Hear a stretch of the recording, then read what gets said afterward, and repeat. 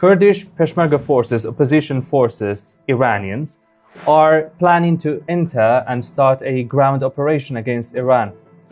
Do you think this was true for the beginning of the war, then it changed, or it is still true? The situation of the Kurdish forces on the ground and their effectiveness, their positions, the way they could be the answer to the current situation in the Middle East and in Iran in particular, it's basically unavoidable.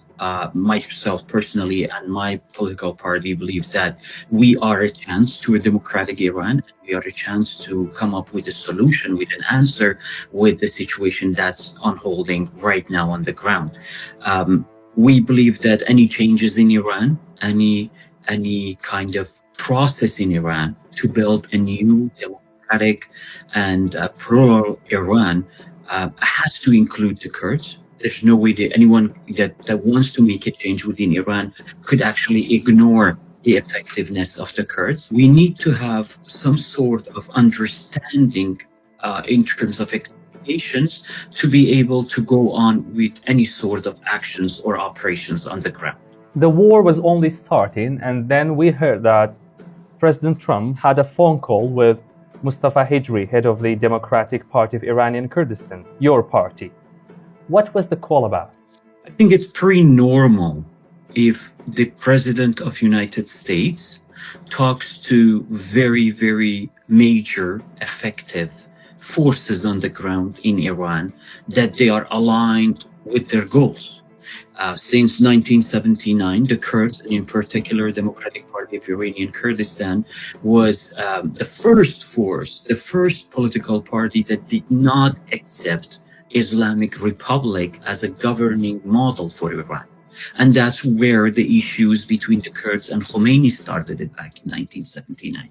And that's when Khomeini declared jihad against the Kurds. Khomeini sent General Chamran to Kurdistan back in 1980 and told him that the Kurdish land and the Kurdish blood and the Kurdish women are halal to my soldiers. And that was an official declaration of jihad against the Kurds at the time. So the struggle of the Kurds against Iranian regime was not started recently with this situation or because of this situation. We had started that struggle long time ago, and Democratic Party of Iranian Kurdistan is one of the very few movements that has managed to stay around the Iranian borders, in contact with its people, the ability of mobilizing their own people within Iranian Kurdistan. We have seen it in multiple occasions that the Kurdish parties, and in particular PDKI, has been able to mobilize people within Iran. And if you are the President of United States and you are in a war with Iran, and we think that Iran is a threat to the international stability, to international economy, to the regional stability, how come you wouldn't go and talk and you wouldn't talk to a major opposition leader within Iran? And then we think that Mr. Hijri, our leader, is the correct address for them. How can you relieve Turkey that forming some sort of autonomy for Kurds in Iran is not a threat to Turkey? First of all, Turkey is very much concerned about the refugee status and the refugee crisis. The second part is that there is a huge Azeri Turk population inside Iran that, based on their historical approach of Turkey, they feel like they need to back up their brothers and sisters, which we totally understand that, because we do have our own brothers and sisters in different parts of Kurdistan that we feel their pain, we feel their success, and we feel their failure as well. The third part is that Turkey is so-called afraid of terrorist activities or destabilizations at their borders. What I can tell you is, first of all, Iranian Kurdistan region has a huge border with Turkey. And that border is a chance for trade, for a lot of natural resources, for a lot of chances and abilities and opportunities for Turkish government to think about a bright potential in this area. But Turkey is already making use of these borders. They have huge trade relationships with Iran.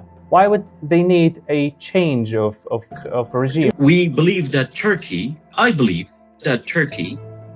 did not think or They believed that Iranian government would put everything on the table and would not escalate the situation to the current war that we see right now.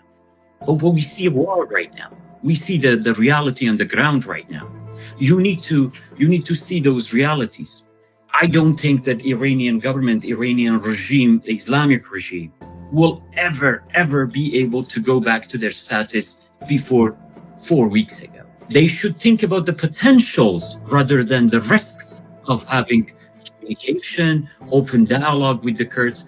Look at it, Kakalus. After 40 years of clashes within the borders of Turkey, now Turkey itself and Turkish leaders are saying that the solution to the Kurdish issue within the borders of Turkey are through dialogue and through negotiations and through peace.